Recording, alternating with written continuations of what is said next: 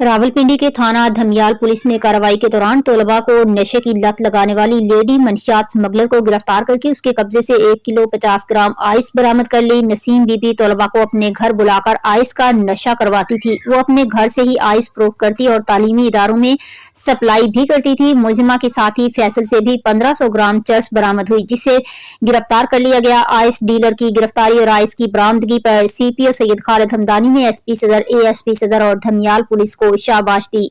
TDCP hotel घोड़ा गली के करीब सड़क किनारे हाईवे की पुली जो जंगल के साथ वाक़ है, इसमें गैर कानूनी तौर पर खुदाई की जाने वाली मिट्टी के कई ट्रक फेंक दिए गए, जिसकी वजह से छोटे पौधे और दरख्त इस मिट्टी में दबकर ज़ाय हो गए। जबकि महकमा हाईवे की जानिब से बनाई गई पुली जिससे बारिश के पानी की निकासी होती थी, वो भी बंद हो चुकी है। मीडिया जोन जराये के मुताबिक इस मकाम पर रात की तारीकी में कई ट्रक मिट्टी फेंकी गई, मगर महकमा जंगलात के एहलकारों ने मुकम्मल खामोशी इख्तियार कर रखी और इसमें मुलविस अफराद के खिलाफ कोई एक्शन न लिया। जबकि दूसरी तरफ महकमा हाईवे भी इस बारे चुप है और अभी तक पुली खुलवाने के लिए कोई इकदाम न किया गया है। अगर इस पुली को न खुलवाया गया तो आइंदा बारिशों में यहाँ लैंड स्लाइडिंग का भी खतरा है। चीफ सेक्रेटरी पंजाब फौरी एक्शन लेकर दोनों महकमों के मुतल्लिका एहलकारों के खिलाफ कार्रवाई करें, इस पुली को खुलवाया जाए।